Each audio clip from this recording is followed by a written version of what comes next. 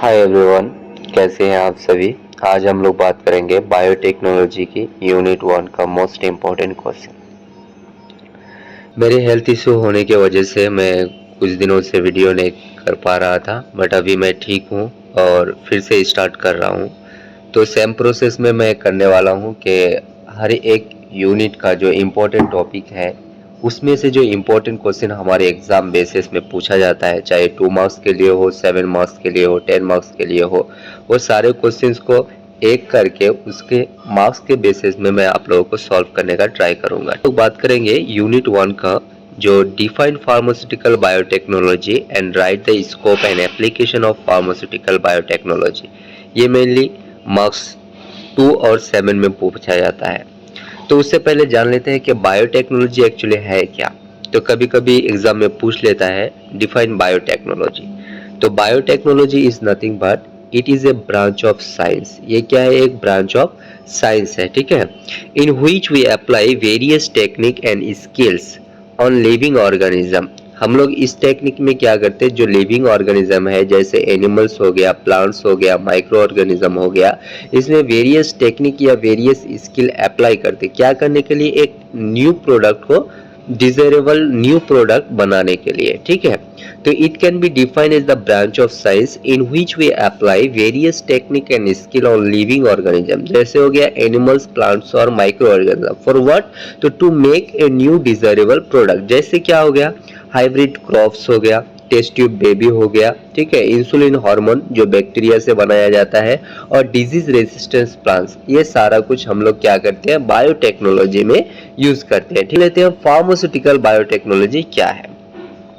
तो pharmaceutical biotechnology कुछ भी नहीं, सेम है, बट ये क्या है? मेनली फार्मा के लिए है। तो it can be defined as the branch of pharmacy in which various biotechnological method. इसमें क्या करते हैं हम लोग? वेरियस बायोटेक्नोलॉजिकल मेथड यूज करते हैं to develop the pharmaceutical product, जैसे ड्रग हो गया, मेडिसिन हो गया, कैप्सूल्स हो गया, सिरप्स हो गया। अब इसके स्कोप्स क्या है जो मेनली 2 मार्क्स में पूछा जाता है?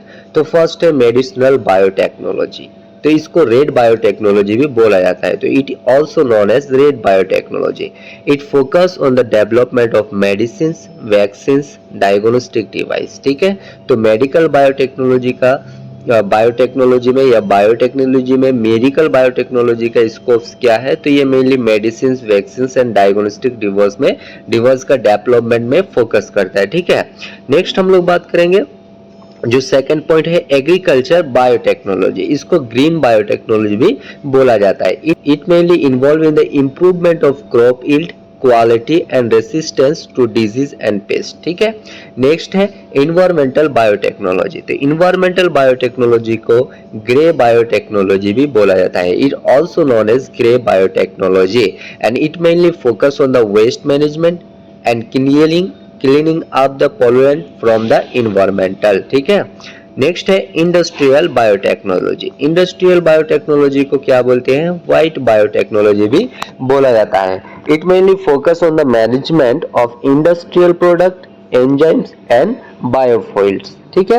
नेक्स्ट है फूड बायोटेक्नोलॉजी। फूड बायोटेक्नोलॉजी को येलो बायोटेक्नोलॉजी भी बोला जाता है। It mainly focus on the improvement of food safety, quality and nutritional value in the food. Next है marine biotechnology. So marine biotechnology is also known as blue biotechnology, ठीक है।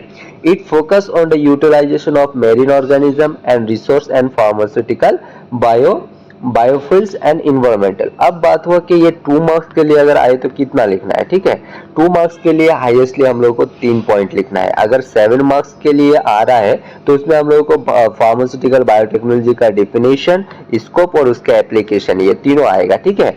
तो application देख लेते हैं। तो एप्लीकेशन में मेनली क्या है? It use in the development of new pharmaceutical vaccine, genes, therapies and antibiotic. Next है it also used to improve the crop yield, quality, resistance in plants against pest and insect। मैं एक बात आप लोगों को बता देना चाहता हूँ कि एप्लीकेशन ऑफ बायोटेक्नोलॉजी जो है, ये मेरीन बायोटेक्नोलॉजी, फूड बायोटेक्नोलॉजी का जो सेकंड पॉइंट है वो अगर हम लोग लिख दे तो उसका एप्लीकेशन हो जाएगा, ठीक है। क्या है? Also use in the production of cosmetics, fragrance and skin care product. Skin care product, fragrance and cosmetic production में भी यूज किया जाता है। It can B use in the assessment and monitoring of environmental condition, जैसे हो गया biodiversity, ecosystem, इसको maintain करने के लिए भी ये बायोटेक्नोलॉजी यूज किया जाता है, ठीक है। It also use in the manufacturing of therapeutic proteins, monoclonal antibody and vaccine को मैन्युफैक्चरिंग करने के लिए भी यूज किया जाता है, ठीक। Also use in the development of genetically modified crop for enhance the food safety and nutrition value, food safety और nutrition value को increase करने के लिए भी use किया जाता है। सेकेंड क्वेश्चन देख लेते हैं कि क्या आते हैं, मेनली 2 मार्क्स और 7 मार्क्स के लिए पूछा जाता है कि एंजाइम इवोलाइजेशन क्या है, यानी कि डिफाइन एंजाइम इवोलाइजेशन और explain the various method of enzyme immobilisation with example के साथ उसका मेथड को भी पूछ लेते हैं। ये मेनली 2 मार्क्स के लिए अगर पूछे तो एंजाइम इवोलाइजेशन क्या है वही पूछता है, और 7 मार्क्स के लिए उसका मेथड आ जाते हैं, ठीक है। तो पहले जान लेते हैं कि एंजाइम इवोलाइजेशन क्या है। Enzyme immobilization is the process of confining or fixing enzyme onto or within a solid support so they can reuse and retain their activity during biochemical process। तो enzyme immobilization मतलब एक enzyme को किसी solid particle के अंदर या उसके साथ फिक्स करना रहता है, ठीक है, जिससे हमारे क्या होते हैं कि बायोकेमिकल प्रोसेस में वो एंजाइम को हम लोग रीयूज कर सकते हैं, ठीक है। इस प्रोसेस को हम लोग क्या बोलते हैं, एंजाइम इवोलाइजेशन बोलते हैं। मेथड ऑफ इवोलाइजेशन, तो फर्स्ट आ जाता है एब्जॉर्प्शन मेथड। इसका प्रिंसिपल क्या है, तो इसमें enzymes adhere to the surface of carrier through weak force like van der Waals force, hydrogen bonding and ionic interaction. इसका प्रिंसिपल अगर देखें तो क्या है कि इसमें जो है एब्जॉर्प्शन मेथड में जो हमारा कैरियर होगा उसके सरफेस में एंजाइम जाके बाइंड होगा। किसके थ्रू बाइंड होगा, तो कुछ वीक बॉन्ड्स है या वीक फोर्स के थ्रू, जैसे वेन डर वाल्स फोर्स हो गया, हाइड्रोजन बॉन्डिंग हो गया और आयोनिक इंटरेक्शन हो गया, ये सारे के थ्रू, ठीक है। इसमें सपोर्टिव यानी कि सपोर्टर क्या यूज होता है, तो फर्स्ट हो गया एक्टिवेटेड चारकोल, सिलिका जेल और एल्यूमिना। ये याद रखना पड़ता है कि एब्जॉर्प्शन मेथड में क्या क्या सपोर्टेड यूज होते हैं, ठीक है। अगर हम लोग एग्जांपल देखें तो जैसे बीटा ग्लूकोसाइड जो है वो पोर्स ग्लास के अंदर इमोबिलाइजेशन होता है, तो immobilization of beta glucoside on the pores glass. Next है कोवेलेंट बॉन्डिंग। कोवेलेंट बॉन्डिंग का प्रिंसिपल क्या है, तो इसमें जो एंजाइम मॉलिक्यूल्स है वो कोवेलेंट बॉन्ड के थ्रू फंक्शनल ग्रुप के साथ अटैचमेंट होता है, ठीक है। तो enzyme molecules form covalent bond with functional group present on the support material. Support material में जो फंक्शनल ग्रुप होते हैं उसके साथ एंजाइम का जो एंजाइम मॉलिक्यूल्स है वो अटैच होता है, किसके थ्रू, कोवेलेंट बॉन्ड के थ्रू। इसमें सपोर्ट क्या मेनली यूज होता है, तो एगारोज होता है, सेलुलोज होता है और सेफारोज होता है, ठीक है। एग्जांपल के हिसाब से अगर देखें तो ग्लूकोमाइलेज जो एंजाइम है या ग्लूकोमाइलेज का जो इमोबिलाइजेशन है एगारोज के साथ वो कोवेलेंट बॉन्डिंग के थ्रू होते हैं, ठीक है। नेक्स्ट हम लोग बात करेंगे थर्ड मेथड के बारे में, जो है इंट्रैपमेंट यानी कि किसी के अंदर घुस जाना, ठीक है। प्रिंसिपल अगर देखें तो enzyme molecules are physically trapped within the lattice of a gel और फाइबर नेटवर्क। तो इसका प्रिंसिपल क्या हुआ कि एंजाइम जो मॉलिक्यूल्स है वो फिजिकली ट्रैप्ड हो जाते हैं कोई भी लैटिस या जेल या कोई फाइबर नेटवर्क के साथ। मटेरियल इसमें क्या यूज होते हैं, तो कैल्शियम एल्यूमिनेट और पॉलीक्लामाइड जेल। एग्जाम्पल के हिसाब से अगर देखें तो लैक्टेज एंजाइम एंट्रैप्टेड हो जाता है कैल्शियम एलिगेंट वेट के साथ for lactose free milk production में। लैक्टोज फ्री मिल्क जब हम लोग प्रोड्यूस करते हैं उसमें हम लोग इंट्रैपमेंट मेथड यूज करते हैं, ठीक है। फोर्थ पॉइंट हो गया कैप्सुलेशन, इसको माइक्रो कैप्सुलेशन भी बोला जाता है, ठीक है। प्रिंसिपल अगर देखें तो एंजाइम जो है वो इनक्लोज हो जाता है या उसके अंदर घुस जाता है, किसके, सेमी परमेबल मेम्ब्रेन और माइक्रो कैप्सूल के साथ। तो प्रिंसिपल अगर देखें तो enzyme are enclose within the semipermeable membrane और माइक्रो कैप्सूल। मटेरियल क्या यूज होता है, तो nylon, cellulose, nitrate membranes use होते हैं। एग्जांपल अगर देखें तो urease encapsulated within the cellulose nitrate microcapsule. तो यूरिया जो है वो इंक्लैप्टेड हो जाता है सेलुलोज नाइट्रेट माइक्रो कैप्सूल के अंदर। फिफ्थ जो मेथड है वो है क्रॉस लिंकेज, इसको कोपोलिमराइजेशन मेथड भी बोला जाता है, ठीक है। प्रिंसिपल अगर देखें तो enzyme molecules are cross link to each other using bi functional और multi functional reagent. Enzyme molecules जो है वो क्रॉस लिंकेज हो जाता है ईच अदर के साथ क्या यूज करते? बाई फंक्शनल या मल्टी फंक्शनल रिएजेंट यूज करके। एजेंट क्या यूज होते हैं? तो ग्लूथ्राइड और टोलुइन डाई साइनेट, ये दो एजेंट यूज होते हैं। एग्जांपल अगर देखें तो cross linkage of glucose isomerase for high fructose syrup production. जब हम लोग हाई फ्रुक्टोज सिरप प्रोडक्शन करते हैं तब ग्लूकोज आइसोमाइरेज को लिंक करने के लिए हम लोग कोपोलिमराइजेशन या क्रॉस लिंकेज मेथड यूज करते हैं। अब देखते हैं इसका एडवांटेज क्या है एंजाइम इमोलाइजेशन का। ठीक है, हम लोग हालांकि एडवांटेज हम लोग को पूछा नहीं है, फिर भी हम लोग देते हैं। क्यों? क्योंकि अगर वो 7 मार्क्स या 10 मार्क्स के बेसिस में पूछ रहे हैं तो हम लोग को फुल मार्क्स मिलने का चांसेस 99% रहते हैं। ठीक है, फिर भी कभी कभी एंजाइम इमोलाइजेशन का एडवांटेज 2 मार्क्स में पूछ ही लेते हैं, तो इसलिए जान लेते हैं कि एडवांटेज क्या है। फर्स्ट है रीयूजेबिलिटी ऑफ एंजाइम। फर्स्ट हम लोग जान लेते हैं कि एंजाइम का रीयूजेबल कर सकते हैं। इंप्रूवमेंट स्टेबिलिटी, ठीक है, easier production separation, easier product separation and continuous operation feasibility, ये चारों इसका एडवांटेज है। नेक्स्ट हम लोग बात करेंगे तीसरा क्वेश्चन जो 7 और 10 मार्क्स के लिए पूछा जाता है कि बायोसेंसर क्या है। कभी 2 मार्क्स में भी पूछते हैं व्हाट इज बायोसेंसर। ठीक है, write its principle, types, working process with neat diagram. Neat diagram के थ्रू इसका प्रोसेस, टाइप्स और प्रिंसिपल सारे कुछ बताना। हम लोग बात करेंगे कि बायोसेंसर क्या है। What is biosensor? A biosensor is an analytical device. Biosensor क्या है? एक एनालिटिकल डिवाइस है that combined with a biological sensoring component with physiochemical transducer। इसमें इस प्रोसेस में क्या है, ये एनालिटिकल डिवाइस है जो मेनली बायोलॉजिकल सेंसरिंग कंपोनेंट के साथ कंबाइन होता है। क्या करने के लिए? कोई भी फिजियोकेमिकल ट्रांसड्यूसर के साथ क्या करने के लिए? To detect, quantify and monitor specific biological और केमिकल सब्सटेंस। स्पेसिफिक बायोलॉजिकल और केमिकल सब्सटेंस को डिटेक्ट करने के लिए या उसका क्वांटिटी क्या है या उसको मॉनिटर करने के लिए ये बायोसेंसर यूज किया जाता है। बायोसेंसर अगर हम लोग मीनिंग देखें तो मीनिंग में ही बता देता है कि ये एक सेंसर है जो मेनली लिविंग का है, बायो लिविंग सेंसर। तो ये एक बायोलॉजिकल सेंसरिंग कंपोनेंट है। ठीक है, convert biological response into measurable electrical signal. Biological response को इलेक्ट्रिकल सिग्नल में कन्वर्ट करते, जो इलेक्ट्रिकल सिग्नल फर्दर क्या होता, रिकॉर्डेड या डिस्प्लेड होता कोई डिस्प्ले में। ठीक है, तो it convert a biological response into a measurable electrical signal which can then be displayed और रिकॉर्डेड। इसका प्रिंसिपल अगर देखें बायोसेंसर का तो क्या है? First, the biosensor work on the principle that biological recognition element interact to the specifically with the target analyte. Biosensor का first जो प्रिंसिपल है उसमें बता रहा है कि बायोलॉजिकल रिकॉग्निशन एलिमेंट जो है वो स्पेसिफिक टारगेट एनालाइट में ही इंटरेक्ट होगा।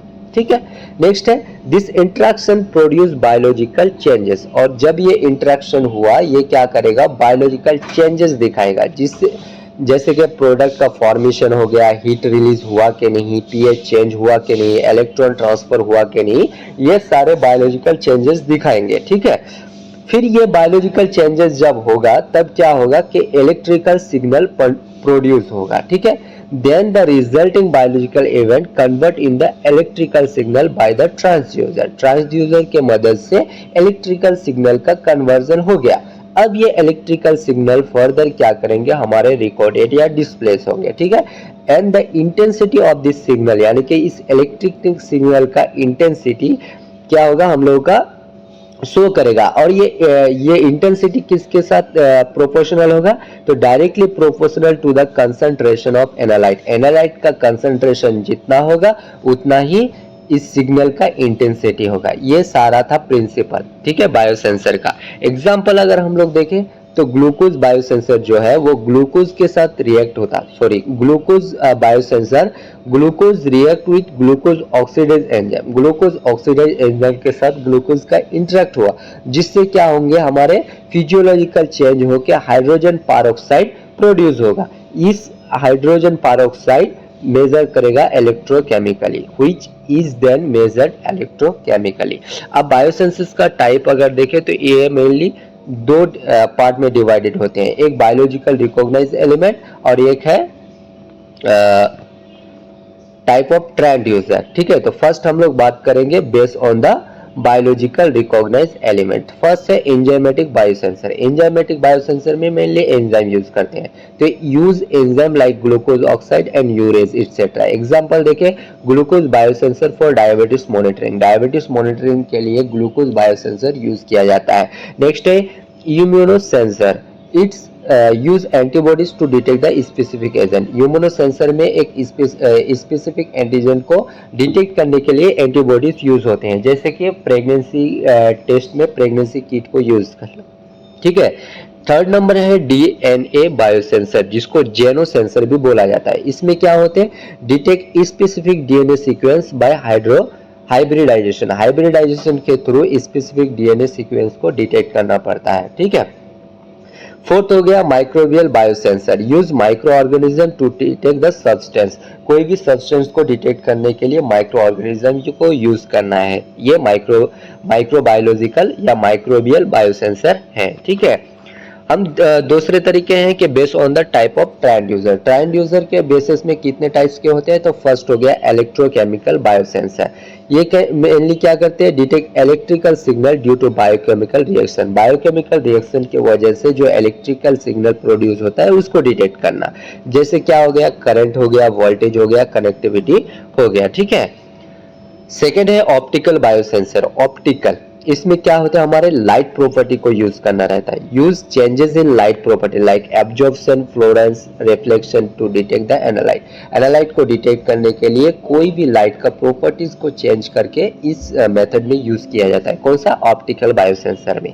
एग्जांपल क्या है, biosensor for detecting pollutant in water. Water में कितने अमाउंट पॉल्यूटेंट है उसको डिटेक्ट करने के लिए जो बायोसेंसर मेनली यूज किया जाता है वो है ऑप्टिकल बायोसेंसर।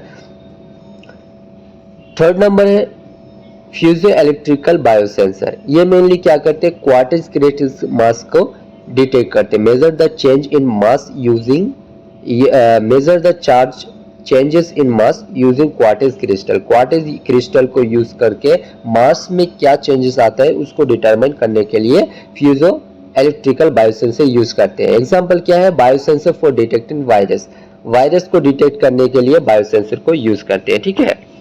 फोर्थ है थर्मल बायोसेंसर। थर्मल मतलब हीट, तो हीट प्रोड्यूस का डिटेक्शन या चेंज इन हीट प्रोड्यूस को डिटेक्ट करके कोई भी रिएक्शन का एब्जॉर्प्शन या कुछ भी होते हैं उसमें जो बायोसेंसर यूज होते हैं वो थर्मल, जैसे कि detect change in heat produce और absorb during the reaction. Reaction के दरमियान या रिएक्शन के ड्यूरिंग हीट प्रोड्यूस हो रहा है या नहीं, या हीट एब्सॉर्ब हो रहा है या नहीं, इसको डिटेक्ट करने के लिए थर्मल बायोसेंसर यूज करते हैं। जैसे biosensor for monitoring metabolic heat. Metabolic heat के दौरान जो मॉनिटरिंग के लिए यूज करते हैं वो बायोसेंसर, ठीक है। अब इसका वर्किंग प्रोसेस क्या है, तो वर्किंग प्रोसेस थोड़ा बहुत मैं पहले ही बात कर लिया कि ये जो फर्स्ट है ये पहले क्या होगा, इंटरेक्ट होगा। इंटरेक्ट होने के बाद जो रेस्पॉन्स होगा वो रेस्पॉन्स हमारे ट्रांसड्यूसर के थ्रू इलेक्ट्रिकल सिग्नल में कन्वर्ट होगा और वो इलेक्ट्रिकल सिग्नल फर्दर रिकॉर्डेड होगा। तो हम लोग स्टेप बाय स्टेप जान लेते हैं। तो फर्स्ट है बायो रिकॉग्नाइज एलिमेंट इंटरेक्शन, यानी कि बायोलॉजिकल जो एलिमेंट है उसका इंटरेक्शन होना। तो the analyte in the sample come in contact with the biological element. जो सैंपल है वो बायोलॉजिकल एलिमेंट के कांटेक्ट में आ जाते हैं। बायोलॉजिकल एलिमेंट बोले तो एंजाइम हो गया, एंटीबॉडीज हो गया, ये सारा of the biosensor. This element specifically bind to और रिएक्ट विद द एनालाइट। ये जो एलिमेंट है वो स्पेसिफिक एनालाइट के साथ बाइंड होगा या रिएक्ट करेगा। फिर क्या होगा, generation of biological response. Biological response का जनरेट होगा। This interaction generate the biological response such as release of product, pH change, electron transfer और हीट चेंज। ये सारे बायोलॉजिकल रेस्पॉन्स दिखाएगा। फिर ये बायोलॉजिकल रेस्पॉन्स क्या हो जाएगा, ट्रांसड्यूसर के थ्रू सिग्नल में कन्वर्ट हो जाएगा। तो signal conversion by the transducer. The transducer convert the biological response into an equivalent electrical signal. For example अगर देखें तो ग्लूकोज बायोसेंसर जो है वो H2O2 प्रोड्यूस करता है। During glucose oxidation is convert into electrical signal by the electrode, ठीक है। अगर एग्जाम्पल नहीं लिख पा रहे हो कोई प्रॉब्लम नहीं है। फोर्थ है सिग्नल प्रोसेसिंग। अब जो इलेक्ट्रिकल सिग्नल हुआ वो सिग्नल प्रोसेस होता है। तो the generated signal is amplified, processed and converted into digital और एनालॉग डिस्प्ले। फिर ये फर्दर रिकॉर्ड होता। ये नीट लेवल डायग्राम है। फर्स्ट क्या है, सैंपल ऑफ एनालाइट। वो सैंपल ऑफ एनालाइट कोई भी बायो रिकॉग्नाइज एलिमेंट यानी कि एंजाइम हो गया, एंटीबॉडी हो गया या डीएनए हो गया, इसके साथ क्या हुआ, इंटरेक्ट हुआ। जब ये इंटरेक्ट हुआ तो ये क्या करेगा, आप इलेक्ट्रिकल सिग्नल प्रोड्यूस करेगा, किसके थ्रू, ट्रांसड्यूसर के थ्रू, जैसे इलेक्ट्रोकेमिकल या ऑप्टिकल हो गया। ये ट्रांसड्यूसर क्या करेंगे, हमारे वो सिग्नल को प्रोसेस करेंगे। तो एम्प्लीफिकेशन या कन्वर्जन मेथड के थ्रू सिग्नल को प्रोसेस करा, ये सिग्नल फर्दर हमारे क्या होंगे, डिस्प्ले यूनिट में रिकॉर्ड होंगे या दिखाएंगे, किसके थ्रू, डिजिटल या एनालॉग रिजल्ट के थ्रू। ठीक है, एग्जांपल अगर देख लिए तो जैसे ग्लूकोज है, वो ग्लूकोज क्या करे, ऑक्सीजन मॉलिक्यूल के साथ अटैच हुआ या रिएक्ट हुआ तो ग्लूकोनिक एसिड और H2O2 क्रिएट हुआ। ये H2O2 फिर हमारे डिस्प्ले में एनालाइट होगा। ठीक है, तो इस पॉइंट में आप देखें तो the H2O2 produces oxide at the electron, the current generated is directly proportional to the glucose concentration in the blood। Blood में जितना ग्लूकोज कंसंट्रेशन है, करंट भी उतना ही जनरेट होगा करंट भी उतना ही जनरेट होगा। एप्लीकेशन के बारे में अगर बात करें, बायोसेंसर का एप्लीकेशन क्या है, तो मेडिकल डायग्नोसिस में यूज होते हैं, जैसे ब्लड ग्लूकोज हो गया, मॉनिटरिंग ब्लड ग्लूकोज मॉनिटरिंग हो गया, डिजीज डिटेक्शन हो गया। फूड इंडस्ट्री में भी यूज होते हैं कि जैसे डिटेक्टिंग स्पॉलेज, टॉक्सिन एंड कंटामिनेशन, कोई भी फूड में कोई स्पॉलेज है क्या, टॉक्सिन है क्या, या कोई कंटामिनेट प्रोडक्ट है क्या, उसको भी। इन्वायरमेंटल मॉनिटरिंग में क्या होगा कि कोई भी वाटर या एयर में कोई भी पॉल्यूटेंट है या नहीं, उसको डिटेक्ट करने के लिए। बायोटेक्नोलॉजी जैसे फर्मेंटेशन मॉनिटरिंग हो गया, ड्रग डिस्कवरी हो गया, उसमें भी यूज करते हैं। डिफेंस में भी यूज होते हैं। वारफेयर एजेंट जैसे बायोलॉजिकल वारफेयर एजेंट है, उसमें भी यूज किया जाता है। एडवांटेज क्या है बायोसेंसर्स का और डिसएडवांटेज क्या है, ये सारे बात करेंगे। तो एडवांटेज है हाई स्पेसिफिसिटी एंड सेंसिटिविटी। ये हाई स्पेसिफिसिटी है, सेंसिटिविटी है। रैपिड एंड एक्यूरेट रिजल्ट, बहुत जल्दी रिजल्ट देता है और करेक्ट रिजल्ट देता है। कैन बी मिनिट्राइज एंड पोर्टेबल, मिनिट्राइज और पोर्टेबल कर सकते हैं। Cost effective for routine analysis के लिए भी इसका खर्चा कम पड़ते हैं। ठीक है, लिमिटेशन क्या है, क्या यूज नहीं कर सकते, तो first limited operational life span of biological element का लाइफ स्पेन को ऑपरेशन करने के लिए नहीं यूज कर सकते हैं। सेंसिटिविटी टू इन्वायरमेंटल कंडीशन, कुछ इन्वायरमेंटल कंडीशन के लिए सेंसिटिव हो सकते हैं। रिक्वायर केयरफुल कैलिब्रेशन का जरूरत होते हैं। ठीक है, नेक्स्ट जो फोर्थ क्वेश्चन आया कि what is protein engineering, 2 marks के लिए मेनली पूछा जाता है, तो इसलिए इसका डेफिनेशन और एग्जांपल देके छोड़ देंगे। प्रोटीन इंजीनियरिंग क्या है, protein engineering is the process, ये एक प्रोसेस है क्या करने के लिए, डिजाइनिंग, मॉडिफाइंग और creating new protein with the desired properties by changing their amino acid sequence through techniques like genetic manipulation और केमिकल मॉडिफिकेशन। यानी कि केमिकल मॉडिफिकेशन और जेनेटिक मैनिपुलेशन टेक्निक के थ्रू कोई भी प्रोटीन या अमीनो एसिड का सीक्वेंस को चेंज करके हम लोग क्या कर सकते हैं, एक मॉडिफाइड और न्यू प्रोटीन तैयार करते हैं, जिस प्रोसेस से उसको प्रोटीन इंजीनियरिंग बोला जाता है। ठीक, प्रोटीन इंजीनियरिंग का एग्जांपल अगर देखें, developing a heat stable enzyme of industrial detergents के लिए जो हीट स्टेबल एंजाइम बनाते हैं वो हमारे प्रोटीन इंजीनियरिंग के थ्रू बनाया जाता है। फिफ्थ क्वेश्चन आता है कि what are the role of amylase, catalase and peroxidase enzyme, 2 marks के लिए मेनली पूछा जाता है।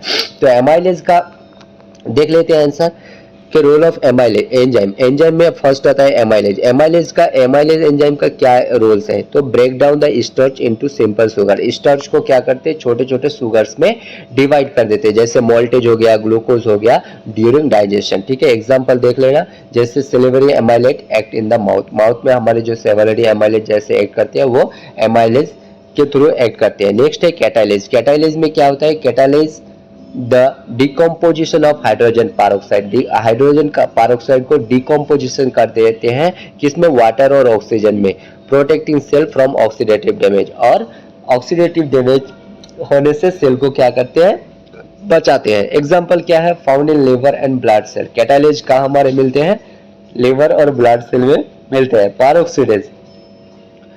पेरोक्सिडेज का रूल्स क्या है मेनली कि catalyze the oxidation of various substrate using hydrogen peroxide as an electron acceptor। Hydrogen peroxide को इलेक्ट्रॉन एक्सेप्टर यूज करके कोई भी ऑक्सीडेशन को कैटालाइज करते हैं, ठीक है, peroxidase. Example, use in the plant defence mechanism and diagnostic test. Diagnostic test या फिर कोई प्लांट डिफेंस मैकेनिज्म में ये पेरोक्साइडेज यूज किया जाता है। 6वां क्वेश्चन है define genetic engineering, write its application and principle, ठीक है। ये मेनली 2 मार्क्स और 7 मार्क्स के लिए पूछा जाता है। बहुत ही इंपॉर्टेंट क्वेश्चन है और यूनिट 1 का लास्ट क्वेश्चन है, ठीक है। तो फर्स्ट हम लोग जानते हैं कि जेनेटिक इंजीनियरिंग क्या है। जेनेटिक इंजीनियरिंग को रिकॉम्बिनेंट डीएनए टेक्नोलॉजी भी बोला जाता है। कभी कभी डायरेक्टली क्वेश्चन आता है डिफाइन रिकॉम्बिनेंट डीएनए टेक्नोलॉजी, ठीक है। तो जेनेटिक इंजीनियरिंग ही है recombinant DNA technology. It is a technique that involve artificial modification and transfer of genes from one organism to the another organism. ये एक ऐसा टेक्निक है जिसमें आर्टिफिशियल मॉडिफिकेशन होता है और ट्रांसफर ऑफ जीन होता है एक ऑर्गेनिज्म से दूसरे ऑर्गेनिज्म में। क्या करने के लिए? To produce organism with desired trait और टू प्रोड्यूस बायोलॉजिकल प्रोडक्ट तैयार करने के लिए। तो जेनेटिक इंजीनियरिंग क्या है? एक ऐसा टेक्निक है जिसमें mainly artificial modification and transfer of gene होता है। किससे? एक मॉलिक्यूल से दूसरा मॉलिक्यूल में। क्या करने के लिए? एक अच्छा बायोलॉजिकल प्रोडक्ट या एक डिजायरेबल बायोलॉजिकल प्रोडक्ट बनाने के लिए, ठीक है। It involves cutting a desired gene from one organism and inserting it into the DNA of another organism। इस प्रोसेस में मेनली क्या होता है? एक ऑर्गेनिज्म का एक जीन को कट करते हैं, उसी जीन को दूसरे डीएनए या दूसरे ऑर्गेनिज्म का डीएनए में इंसर्ट करते हैं और उससे एक डिजायरेबल प्रोडक्ट तैयार करते हैं, ठीक है। प्रिंसिपल क्या है इसका? जेनेटिक इंजीनियरिंग का फर्स्ट है आइसोलेशन ऑफ डिजायर्ड जीन। तो आइसोलेशन मतलब क्या कि एक जो ऑर्गेनिज्म है उससे हमारे क्या करेंगे? एक अच्छा जीन को कट करेंगे, यानी कि आइसोलेशन करेंगे।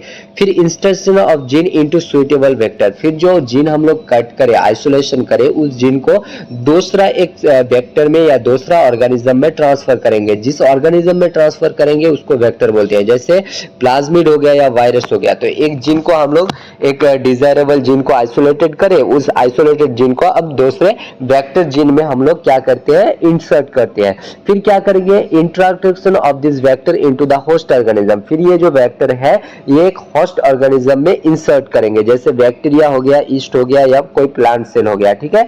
फिर वहां जाके क्या होगा? वो होस्ट सेल में इस ऑर्गेनिज्म या होस्ट ऑर्गेनिज्म का रिप्लिकेशन होगा। तो क्या होगा? हमारे बहुत सारा आइसोलेटेड जीन एक ही साथ मिलेगा, ठीक है।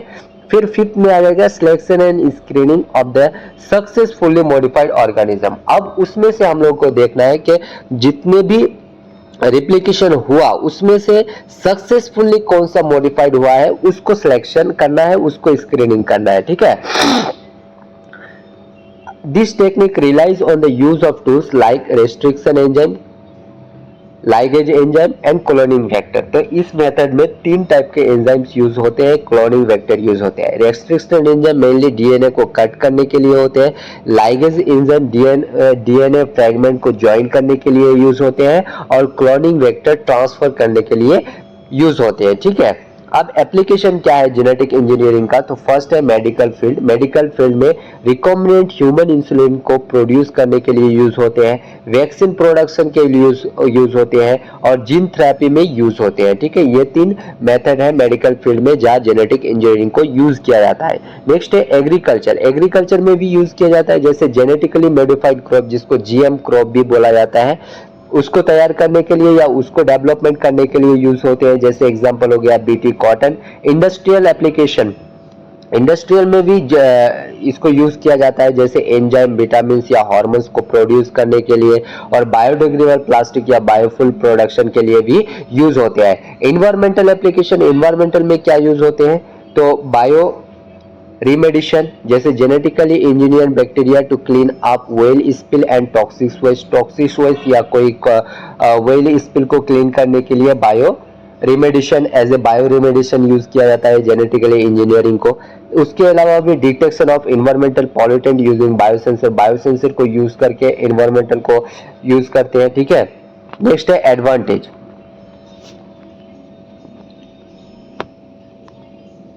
Faster and more precious than traditional breeding, traditional breeding से ये फास्ट एंड मोर प्रीसियस होते हैं। Production of life saving medicine तैयार करने के लिए या प्रोडक्शन करने के लिए यूज किया जाता है।